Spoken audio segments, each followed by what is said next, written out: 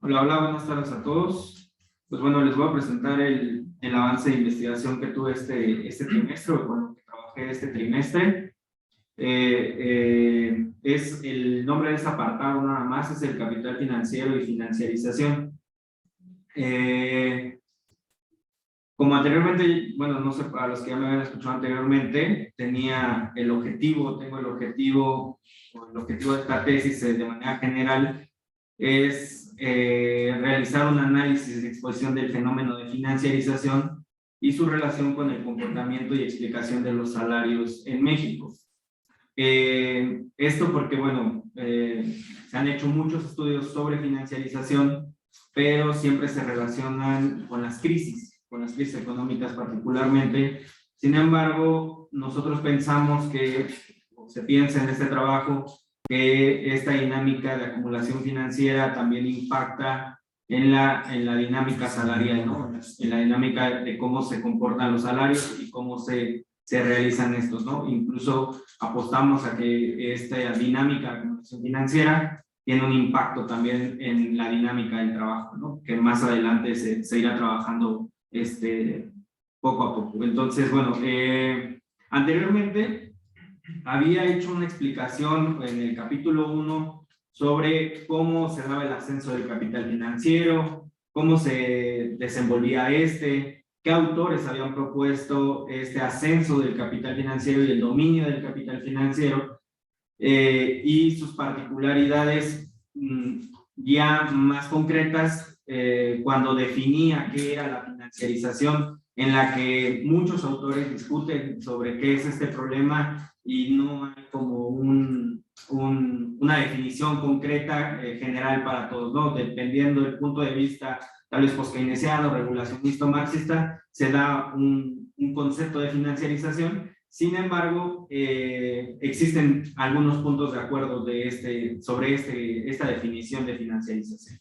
Después sigo haciendo una revisión sobre el proceso de financiarización y los salarios, por ejemplo, en la dinámica salarial, en la expropiación financiera que se da en los salarios.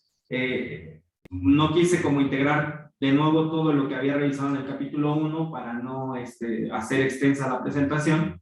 Sin embargo, quedó por ahí mi lector especializado, el doctor Jorge Bustamante, me había hecho la recomendación de que había quedado un cabo suelto en cuestión de que él decía, bueno, argumentaba el doctor Jorge, que no estaba haciendo una separación entre el concepto de financiarización y este planteamiento que había realizado inicialmente Hilferding y Lenin sobre el capital financiero, y que obviamente ellos habían retomado desde Marx, ¿no? Entonces, bueno, a raíz de esto, por eso planteo este apartado que se llama capital financiero y financiarización, para explicar que existen ciertas diferencias entre estos dos procesos y conceptos, pero que sin embargo el proceso que explicaba Marx sobre el proceso de capital financiero, capital ficticio, que incluso no lo estoy tocando todavía en este apartado,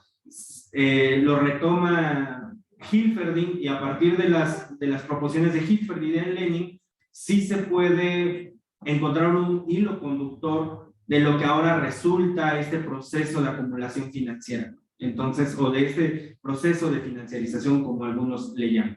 Entonces, bueno, arranco un poco diciendo que Marx incluso ya lo había planteado en la miseria de la filosofía. Decía que en la vida práctica encontramos no solamente la competencia, sino el monopolio, y que el monopolio era el antagonismo entre una y lo otro, ¿no?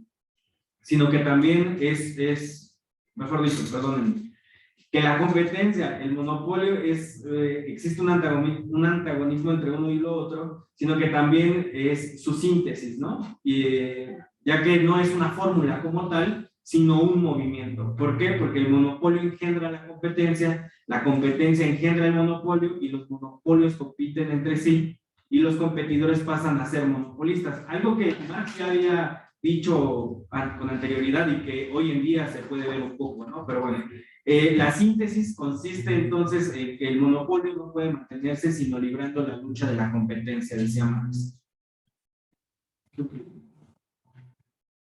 Al contrario de la competencia, el monopolio significa la baja movilidad del capital que resulta de los procesos de concentración y centralización de capital, decía Marx en el tomo 1. Entonces, continuando con Marx, decía, bueno, la concentración de capital en la que los capitales individuales pierden su autonomía, pasan de ser muchos capitales a menores capitales, a menores y a menores capitales mayores, y el crédito es entonces el mecanismo por el cual los capitales que se encuentran en la superficie de la sociedad se concentran solo en algunas manos. Entonces la concentración de capitales pasa a ser la palanca más importante del desarrollo capitalista.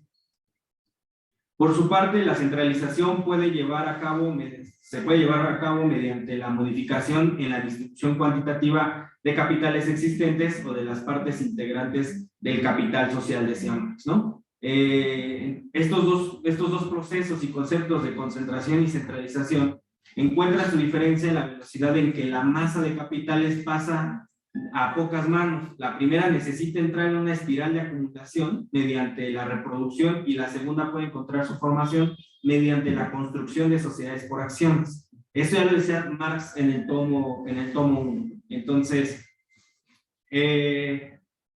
después estos planteamientos que ya apuntaba Marx los retomó Hilferding, después Lenin a partir de Hilferding, y decían que, bueno, estos dos, Hilferding y Lenin, situaron el origen de las transformaciones históricas del capitalismo de su época. El primero lo asoció a la transformación con la expansión del capital financiero, una amalgama entre el capital industrial y el bancario que se generó por las corporaciones monopólicas que dependían cada vez más de los bancos para financiar su inversión.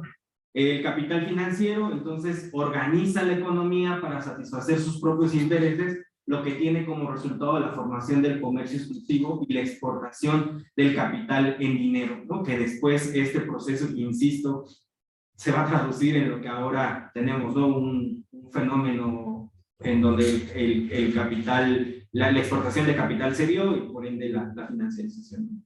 Entonces, bueno, es importante decir, para ir viendo las diferencias entre la postura de Hilferding y Lenin con el concepto de financiarización, es que ellos no intentaron explicar el ascenso y consolidación de las finanzas como un resultado de la huida del capital hacia la esfera de la circulación a la búsqueda de ganancias financieras especulativas. Ellos, bueno, Hilferding principalmente argumentó que la inversión de los monopolios desarrolla una fuerte dependencia del crédito bancario a medida que el tamaño de la producción aumenta. Entonces, es así como la amalgama entre bancos e industria que conduciría a la aparición de este capital financiero, ¿no? Incluso Hilferding en su obra dice, el hegeliano podría hablar de la negación de la negación. El capital bancario fue la negación del capital usurero y es negado a su vez por el capital financiero. Entonces, el capital financiero es la síntesis del capital usurero y del capital bancario, y como estos, aunque en un grado ínfinamente superior, el desarrollo económico se apropia de los frutos de la apropiación social, ¿no? Que esto tiene que ver un poco esta definición hegeliana que apunta Hilferding, un tanto en el seno de la discusión marxista de estos términos, ¿no? Y bueno, derivado del planteamiento de Hilferding, Lenin es quien continúa como un poco apostando a esta tesis, pero con algunas diferencias. Es decir, él dice, se puede decir que la teoría clásica del imperialismo tiene una relevancia inmediata para los rasgos centrales de la financiarización. Acá Lenin apostaba a que esta expansión del capital financiero consolidaba a los estados-nación que apuntalaban a una dominación incluso desde el exterior, ¿no? Un poco apuntaba Lenin, pero bueno, este planteamiento de él tiene una relevancia para lo que ahora conocemos como financiarización, ¿no? Él destacaba igual la centralización del capital como la tendencia característica del capitalismo avanzado. Las fusiones y adquisiciones han sido un rasgo prominente, ahí lo puse, de la actividad económica mundial desde los años 70 y han ampliado las posibilidades de extracción de ganancias financieras. Existen algunos autores que identifican, aquí retomé a Amaral, del 2016, identifica 5 trazos fundamentales del imperialismo de la siguiente manera, ¿no? Es la concentración de la producción y el capital llevado a un grado tan elevado de desarrollo que crean los monopolios, los cuales desempeñan un papel decisivo en la vida económica. No voy a leer todos, solamente los apuntarlos, ¿no? La exportación de capitales, a diferencia de la exportación de mercancías, adquiere una gran importancia, y la formación de asociaciones internacionales monopolistas de capitalistas que se reparten el mundo, ¿no? Entonces, acá Lenin ya apuntaba estas características de lo que él llamó el imperialismo, ¿no? Aquí hay muchos debates. Ahora existe algo que se llama crítica a la postura del desarrollo, ¿no? Sobre que dicen si realmente Lenin, este proceso de imperialismo podría seguir vigente, ¿no? Y critican un poco esta postura de Lenin en cuanto a que las condiciones institucionales que Lenin veía para la producción del capital ya no funcionan, ¿no? Para esta etapa, y que ahora se podría hablar de un imperialismo no tan reduccionista a los términos económicos como a veces se plantea, sino que a un término un poco más amplio que tiene que ver desde otros puntos, y que incluso esta discusión es larguísima, no me quise meter en eso, pero que llevan incluso o desembocan en la discusión de la globalización. La importancia del planteamiento de Hilferding retoma relevancia en cuanto a la explicación del ascenso de las corporaciones multinacionales como una pieza fundamental en la reproducción del capital. Sin embargo, la diferencia con el proceso de financiarización acá es un poco distinto, porque las multinacionales ya no buscan complementarse con la banca para lograr financiarse. Ahora lo hacen a través de diversas estrategias financieras, en donde los mercados abiertos de capitales encuentran gran parte de su financiamiento colocando y comercializando diversos instrumentos financieros. Entonces la banca, a comparación de lo que ellos planteaban, se convirtió en el intermediario ideal para lograr el mercadeo de títulos. La banca encontró una fuente de ganancias en las comisiones que cobra por estas transacciones, ¿no? No voy a poner porque creo que, bueno, aquí solamente para apuntar un punto sobre las comisiones bancarias, que es, más adelante se discute, o ya lo empiezo a discutir en el trabajo, en la tesis, sobre que la banca no solamente cambia su posición para encontrar fuente de rentabilidad de las ganancias y comisiones en la transacción de títulos, sino también en el crédito de los hogares, que modifican la dinámica de los salarios, ¿no? Y que esa discusión la voy a plantear, o qué es el objetivo de esta tesis. Ahora bien, para la Pavitsas hay ciertas tendencias subyacentes que caracterizan a la financiarización, y aquí ya se hace como trato en el documento hacer, bueno, ya vimos el planteamiento un poco desde dónde parte la idea de Lenin y de Hilferding, pero ahora el concepto de financiarización se pone en la discusión, al menos en el terreno marxiano, ¿no? En la Pavitsas y entre otros, con estas condiciones, ¿no? O con estas características. En primer lugar, el monopolio sigue siendo un rasgo característico de las economías contemporáneas maduras, tanto en términos de comercio como de inversión extranjera directa. En segundo lugar, que las empresas multinacionales no financieras son capaces de financiar sus inversiones desde las ganancias no distribuidas. Sin embargo, cuando necesitan financiamiento recurren a los mercados abiertos de capital, como ya lo habíamos mencionado, ¿no? Y un punto importante es que la creciente financiarización de la renta personal de los trabajadores y de los hogares de cualquier clase social, y que tiene que ver con el aumento de la deuda de hipotecas, consumo, con la expansión de la tendencia de activos financieros en pensiones, seguros y fondos de mercado monetario, ¿no? Acá hay otra cuestión sobre la financiarización, un poco siguiendo a Arnipper, que la financiarización se puede definir como un patrón de acumulación en que la obtención de beneficios se produce cada vez más a través de canales financieros y no a través del comercio y la producción de mercancías. Entonces, una ventaja de esta definición de Nipper, siguiendo a Righi un poco, es que es capaz de abarcar usos alternativos del término. En un mundo donde la acumulación ocurre predominantemente a través de actividades financieras, uno esperaría que los sistemas de gobierno corporativo reflejaran los imperativos de los mercados financieros.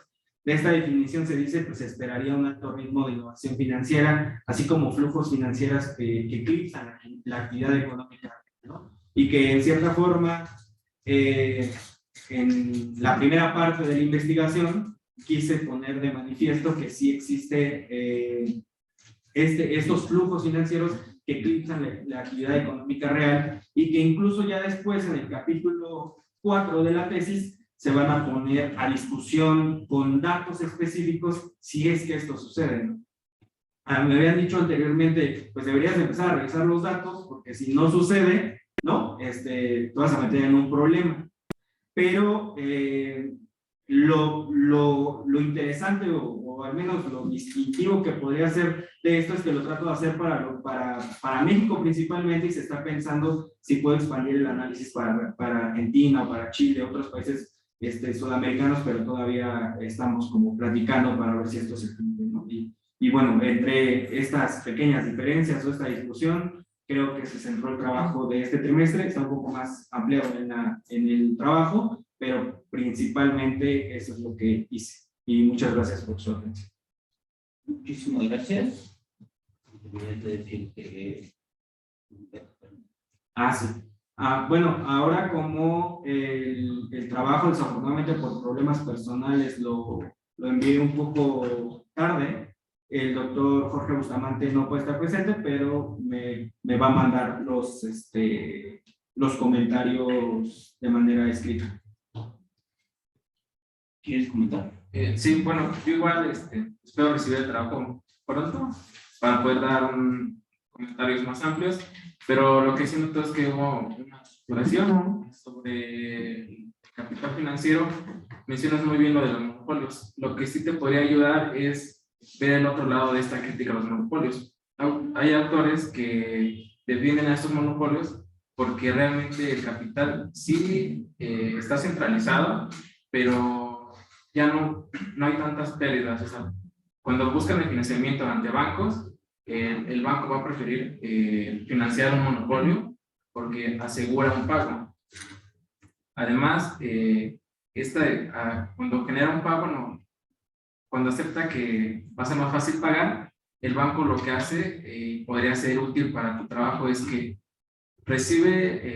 emite el crédito, sobre ese crédito, emite deuda y el banco emite esa deuda como instrumento y entonces hay dos partes, porque realmente lo que estaría haciendo es recibiendo el interés que le está pagando el monopolio y la segunda sería que está recibiendo inversionistas porque están comprando esta deuda. Esa sería una parte de financiamiento, pero no sobre capital financiero, sino específicamente sobre la parte de banco. Igual las empresas suelen hacer algo parecido, emiten deuda para poder financiar aún más esta parte.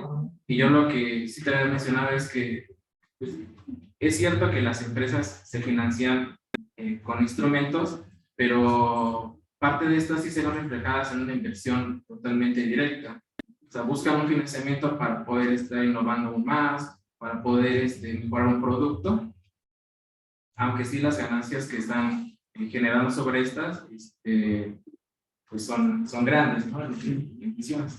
Pero en sí, bueno, veo que sí pusiste esta parte sobre el capital financiero, hiciste la distinción sobre la parte financiero y financiación en específico. Entonces, pues ya cuando está tu trabajo, ya tenemos opción. Eso.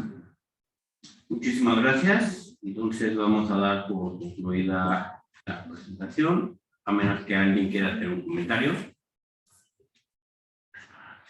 Pues solamente que no son monopolios, son oligopolios.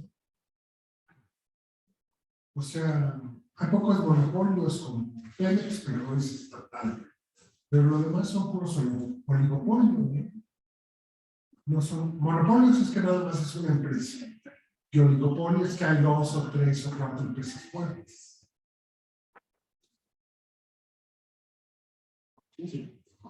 Bueno, muchas gracias. Entonces, con esto damos por concluida la presentación. Vamos a hacer una pausa y regresamos a las 3 de la tarde.